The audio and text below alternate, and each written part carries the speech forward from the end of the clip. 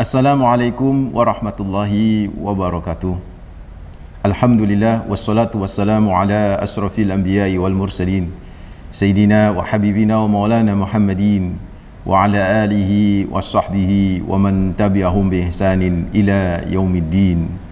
Amma ba'd, fa inna asdaqal hadis kitabullah wa khairal hadi hadi Muhammadin sallallahu alaihi wasallam wa syarrul umuri muhdatsatuha wa kullu bid'atin dhalalah wa kullu dhalalatin finnar.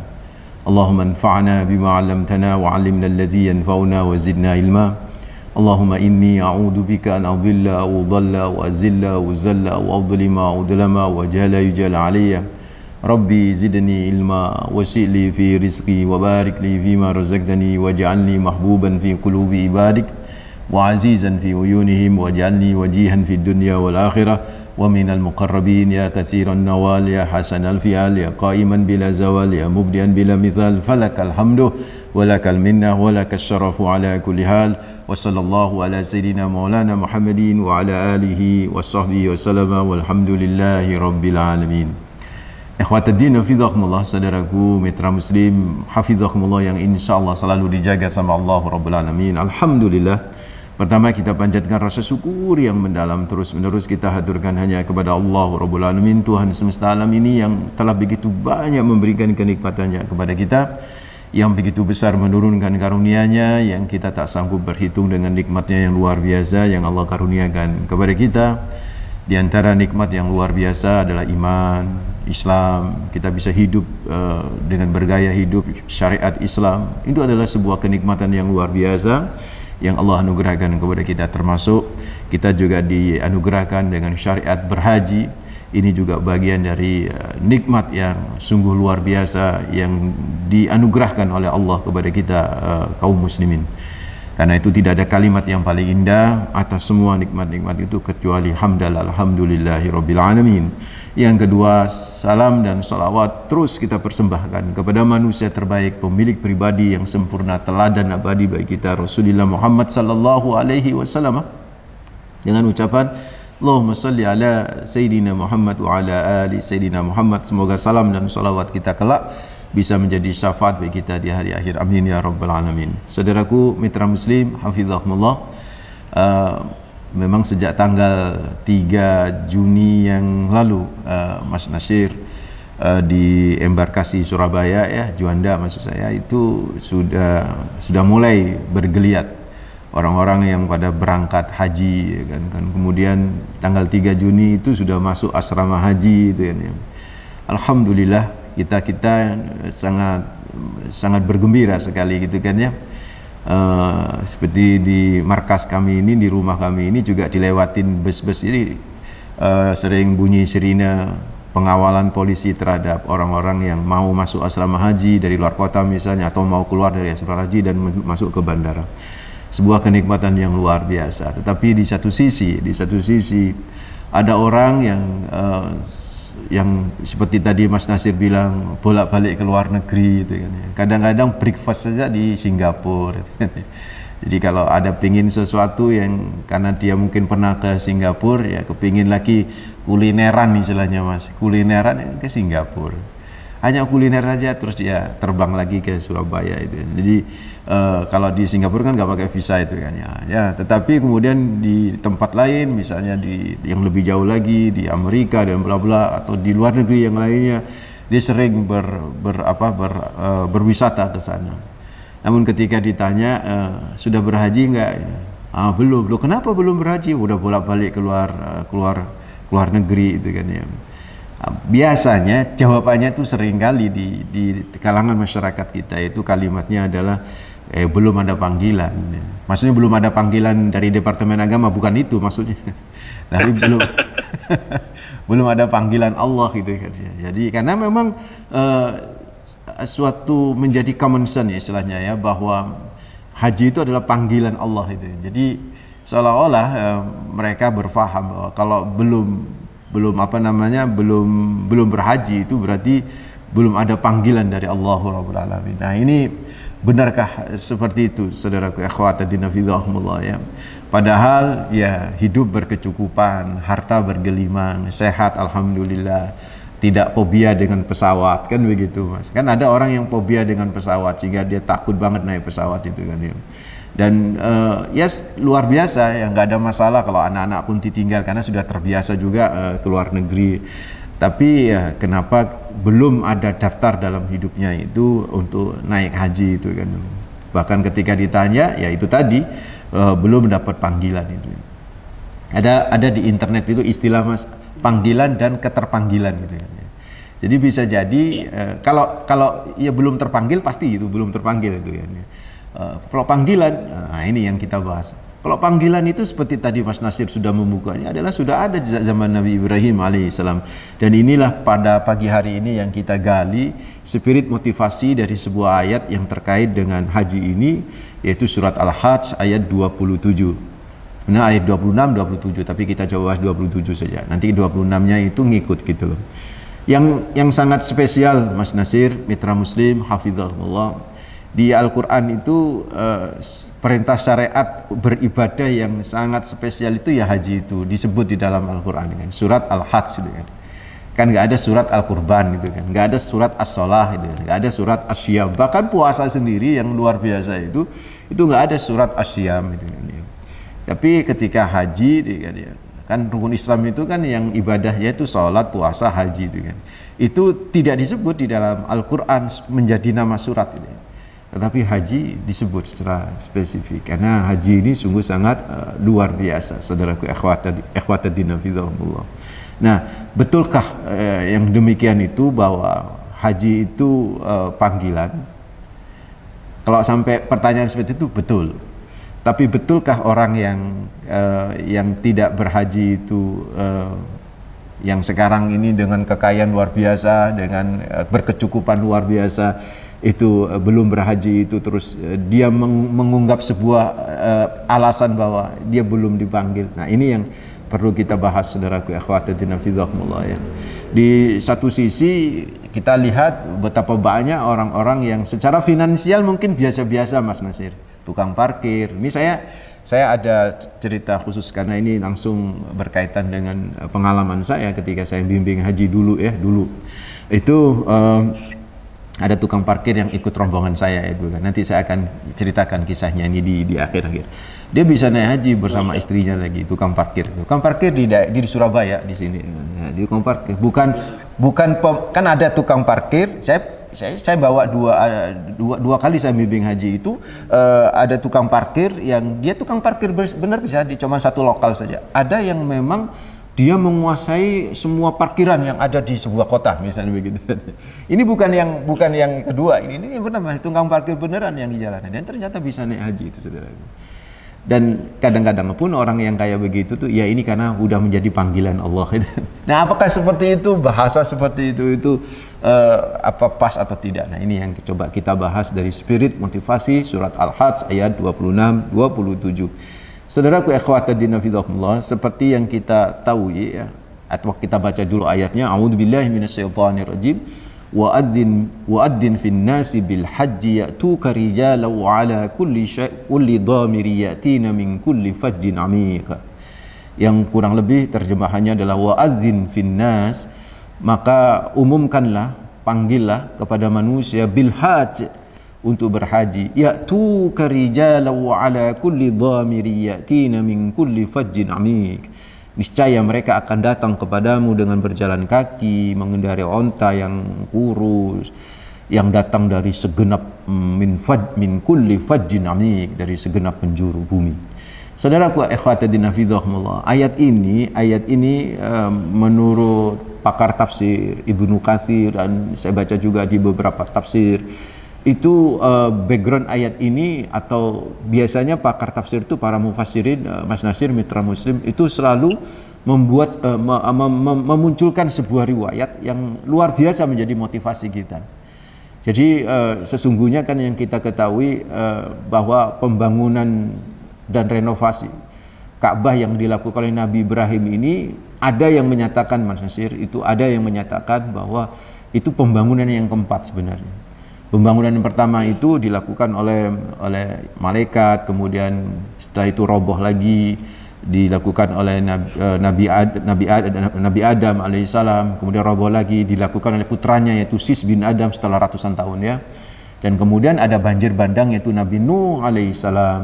Nah, pada waktu itu selama beratus-ratus tahun roboh dan ketutup oleh pasir. Nah, di saat itulah kemudian ketika Nabi Ibrahim mengantarkan putra yang masih bayi pada waktu itu dalam gendongan istri beliau Hajar alaihissalam ke sebuah lembah yang tak bertuan.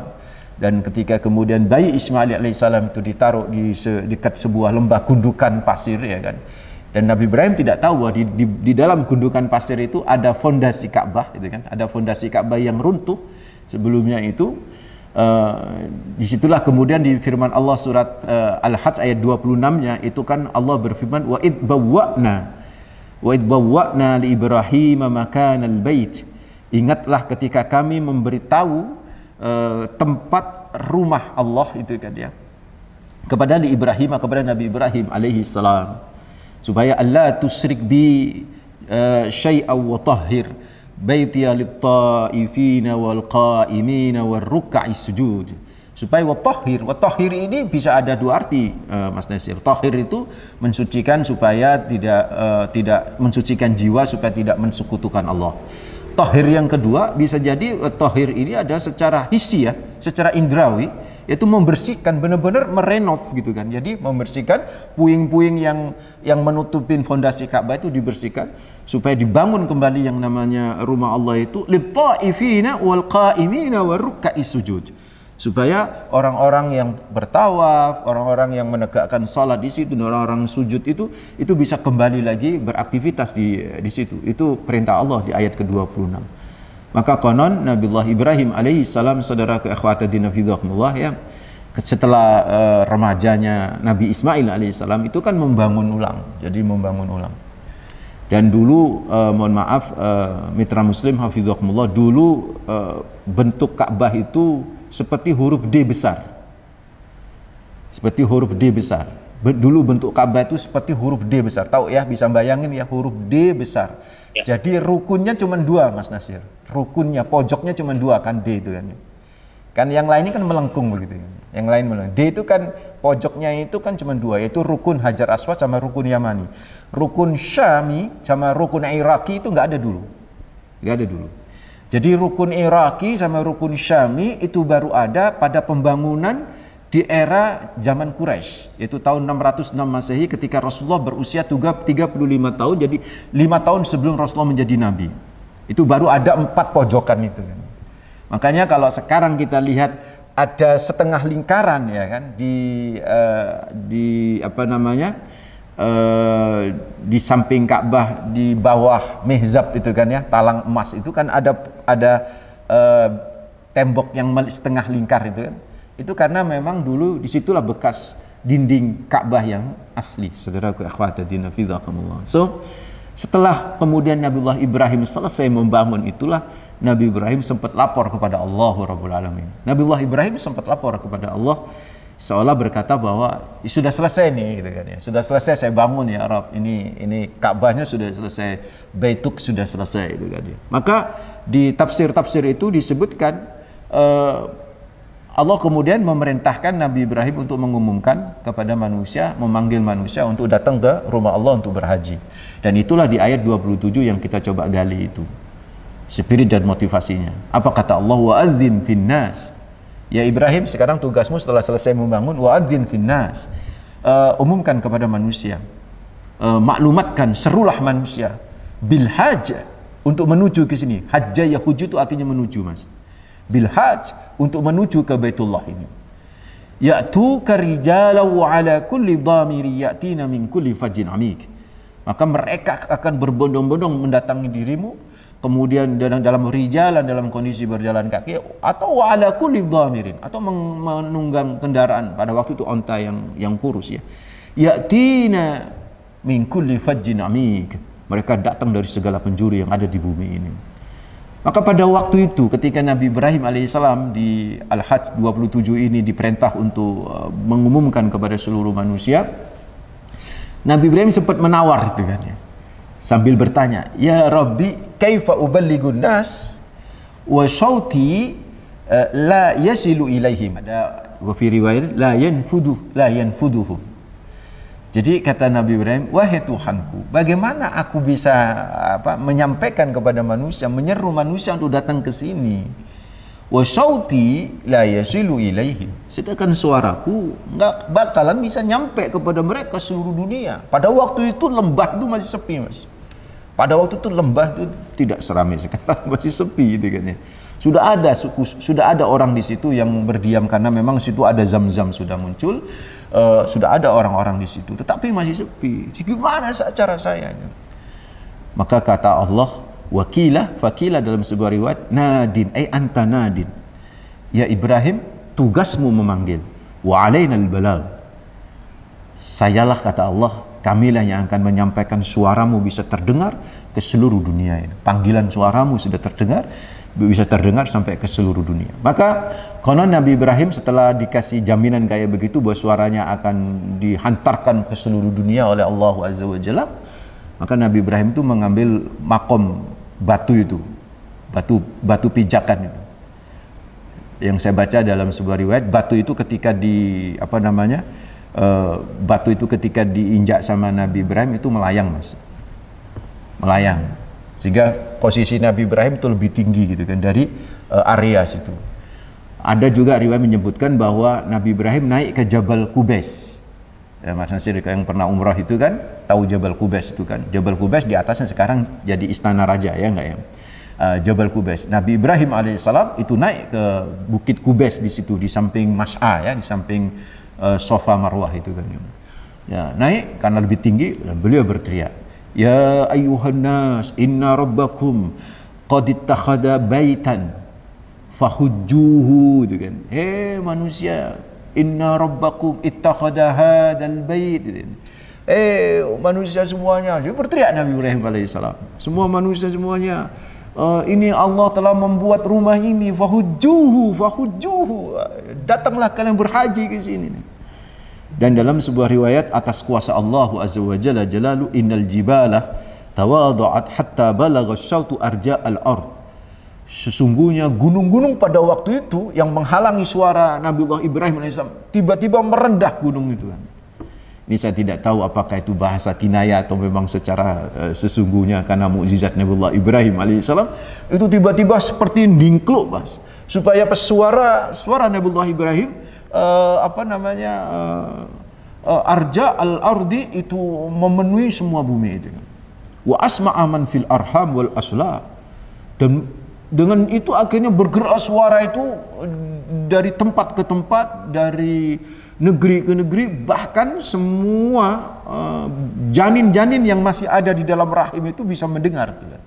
Wal aslab itu sulbih. Jadi belum jadi janin itu sudah mendengar tuh kan ya. Semua wa kullu syai'in wa ajabahu kullu syai'in sami'ahu min hijri min hajarin min madarin min syajarin, semuanya itu bisa mendengar, batu-batu bisa mendengar. Wa man kataballahu annahu yahujju ila yaumil qiyamah, dan orang yang udah tercatat dia akan berhaji, yang maksudnya ditakdirkan dia berhaji, itu mendengar juga dan menjawab labbaik Allahumma labbaik labbaik la syarika laka labbaik innal hamda wan ni'mata laka wal mulk la syarika lak. So, dari sini saudaraku ikhwati nafidakumullah, dari sekelumit kisah ini yang dikisahkan di kitab-kitab tafsir ketika menafsirkan surat Al-Hajj ayat 27, maka kan bisa kita pahamin bareng-bareng gitu loh, bahwa sesungguhnya haji itu panggilan Nabiullah Ibrahim yang kemudian diteruskan oleh Rasulullah Muhammad SAW dari masa ke masa, dari generasi ke generasi, ya kan, dari zaman ke zaman. Artinya panggilan itu sudah ada, mitra muslim hafizahumullah. Jangan bilang saya belum dipanggil, sudah dipanggil. Masalahnya sikap kita terhadap panggilan itu ada 3 gitu. Yang tadi saya bilang bisa jadi kita ini dipanggil tapi nggak merasa terpanggil, bisa jadi gitu kan. Di kelompok yang pertama ada terhadap panggilan Allah itu kelompok yang mampu memenuhinya tapi enggan, nggak mau, Mas Nasir. Ini yang nggak ada jiwa keterpanggilan dalam hidupnya. Kau belas. Oh, ini diancam sama Allah Rabbul Alamin. Bahkan sampai ada hadis Nabi Muhammad sallallahu alaihi wasallam, dan ini hadis qudsi yang menyatakan Allah azza wa jalla yaqul, sesungguhnya Allah pernah berfirman, inna abdan, sesungguhnya seorang hamba ashahtu lahu jismahu, aku buat sehat nih badan dia, wa usa'tu alaihi fil ma'isati, aku buat ma'isyahnya itu lapang bu, rezekinya luar biasa. Tapi apa yang terjadi? Tamdi alaihi khamsatu awamin, dia tidak pergi berhaji selama 5 tahun. Maka la yafidu ilayyal mahrum, maka terhalang rahmatku untuk dia, nggak akan dapat rahmat Allah Rabbul Alamin. Bahkan riwayat dari Sayyidina Umar bin Khattab radhiyallahu anhu dan Ibnu Katsir menyatakan secara sahih sampai kepada Sayyidina Umar bin Khattab bahwa siapa saja man ataqal hajja falam yahujja, barang siapa yang memiliki kemampuan berhaji tapi dia tidak berangkat haji, fasawaun alaihi yahudiyan mata au nasraniyan, dia kalau mati ya silakan pilih saja 2 kemungkinan, dia mati dalam kondisi Yahudi atau dalam kondisi Nasranian. kata Sayyidina Umar bin Khattab radhiyallahu anhu. Bahkan Sayyidina Umar itu mengutus seorang petugas itu kan ya, yang ngecek ke 10 negeri, ke semua negeri-negeri dalam kekuasaan Sayyidina Umar bin Khattab radhiyallahu anhu. Siapa-siapa yang memiliki kemampuan secara finansial tapi nggak mau berangkat gitu. Maka Sayyidina Umar bilang, tarik dia jizyah, tarik dia pajak gitu. Tarik dia pajak. Dan Sayyidina Umar berkata begini, saya agak lupa teksnya, berkata, dia nggak termasuk muslim, dia nggak termasuk muslim. Dulu lah udah, dia nggak termasuk muslim, dia nggak termasuk muslim. Karena memang ngapunten mitra muslim hafizahumullah, orang Yahudi ini kan sebenarnya satu rumpun keagamaannya dengan Islam, itu kan, yaitu dari Ibrahim alaihissalam. Kan Ibrahim ada Ishak, ada Ismail alaihissalam, dan Nabi Ibrahim alaihissalam mengenal kurban. Yahudi itu masih mengakui kurban, tapi sampai sekarang Yahudi tidak pernah mengakui haji. Makanya Rasulullah sampai menyatakan siapa yang nggak berhaji podo ambek wong Yahudi. Begitu tuh saudara. Ayo jangan jadi orang yang memiliki kemampuan finansial, ya kan, mampunya luar biasa, kaya luar biasa, sehat juga oke, badan juga masih bagus, ternyata enggan untuk berhaji. Kalau toh mati ada 2 kemungkinan, Yahudian atau Nasranian. Saudaraku ikhwatadin hafizahumullah, kita tiru nih tukang parkir. Tukang parkir ini Masya Allah, tukang parkir biasa itu bisa berhaji. Bagaimana dengan tukang bank? Bagaimana dengan tukang insinyur yang punya sarjana, ya kan? Bagaimana dengan orang yang punya profesi-profesi yang gajinya rutin, kok nggak berhaji? Ayo hati-hati, jangan sampai kategori al-namenu wal kebajutu. Nanti kita akan coba lanjutin lagi kalau ada waktu. Wallahu a'lam. Jadi begini, pertama begini, saya ingin memotivasi semuanya gitu kan ya. Kenapa tema saya tukang parkir pun naik haji itu kan? Karena saya punya pengalaman dengan tukang parkir sama penjual cilok. Tahu cilok Mas Nasir? Ya. Saya bimbing mereka, kebetulan berhaji saya bimbing mereka.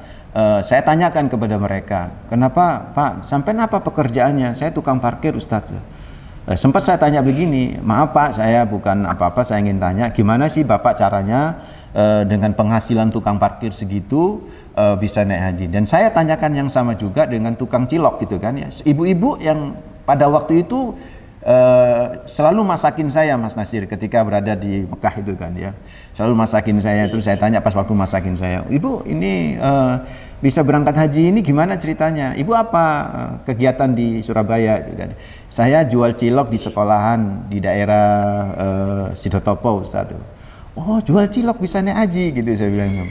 Emang kenapa Ustaz? Gimana ceritanya? Ternyata begini, jadi yang namanya niat itu benar apa yang dikatakan oleh para ulama. Niat itu makrunun bil amal. Niat itu harus diwujudkan dalam bentuk action. Artinya apa? Artinya ketika kita niat haji, jangan hanya ngomong aja, tapi nabung. Jadi yang tukang cilok sama tukang parkir tadi itu berbeda cara nabungnya. Jadi kalau tukang parkir ini, dia setiap dapat penghasilan dari parkir itu untuk maisha dia, kehidupan keluarga dia, satu sisi dia meskipun sedikit Mas, mungkin di zaman itu sekitar 5.000 disisihkan untuk haji. Dia niat ini nabung untuk haji 5.000 sampailah misalnya sekitar 500.000 dia belikan kambing. Itu dia kirim, karena dia orang Madura, dia kirim ke Madura. Nah, kambing ini karena dibelikan sepasang, itu nanti beranak pinak, dia dibelikan sapi. Nah, sapi ini yang dijual kemudian menjadi ongkos naik haji. Keren nggak itu? Dan itu dimulai, iya, itu dimulai dari semangat untuk menyisihkan ini ada untuk haji gitu lah ya. Nah, sama dengan tukang cilok. Tukang cilok ini muridnya Yai Usman ya, ulama terkenal di Surabaya itu kan ya. Dia pakai, maaf yang nyebut merek ya, ada sebuah black roti ya, yang terkenal biasanya namanya sama isinya berbeda, isinya itu rengginang namanya itu kan begitu kan. Nah, itu dia ada beberapa black, dia setiap habis jual cilok dia sisihkan hanya beberapa ratus rupiah pada waktu itu, dikumpulkan sampai berblack-black itu. Terus dilaporkan ke Yai Usman. Sampai berblack-black, terus dilaporkan ke Yai Usman, terus akhirnya dia daftarkan. Masya Allah, karena pada waktu itu masih selisihnya sekitar 5 tahun itu kan bisa berangkat haji. So, maksud saya begini ini, saya tutup saja. Pas waktu 2015 itu kan ya, pas waktu 2015 kebetulan ibu saya berangkat haji dan saya sedih pada waktu nggak bisa ngawal gitu kan. Saya titipkan pada seorang teman dan teman ini menitipkan kepada temannya yang berangkat, dan tahu nggak temannya adalah sebuah reporter radio terkenal di Surabaya. Saya tanya sama dia, Mas kok bisa berangkat? Loh, saya ini Ustadz awalnya saya ini daftar 2 bulan yang lalu ke haji ke Departemen Agama. Saya sudah dapat kwitansi itu, dan ketika si petugas pendaftar loket itu nyerahkan kwitansi saya sudah dapat porsi haji, sambil ngucapin congratulations, selamat ya Pak ya, kita ketemu nanti pada waktu itu sekitar 10 tahun yang lalu, 10 tahun akan datang, masih 10 tahun Pak, sekarang kan sudah lebih dari 10 tahun kan pendaftaran ya, untuk bisa berangkat, kita ketemu nanti 10 tahun akan datang, begitu. Tapi ternyata atas kuasa Allah dipercepat menjadi 2 bulan. Di tahun itu juga dia berangkat gara-gara apa? Dia ditunjuk oleh perusahaannya untuk menjadi reportase yang ada di Saudi Arabia. Jadi benar Mas Nasir tadi, yang penting kita daftar dulu. Soal cepat atau lambat bukan urusan kita. Soal berangkat atau tidak bukan urusan kita. Itu urusan Allah. Urusan kita, usaha yang kuat, usaha yang maksimal, daftar. Kalau belum bisa daftar, kalau belum ada duit, nabung. Kalau nggak pakai rekening, udah pakai black tadi itu. Jadi pakai duit saja. Saya dulu juga begitu Mas. Saya taruh di lemari itu ya kan.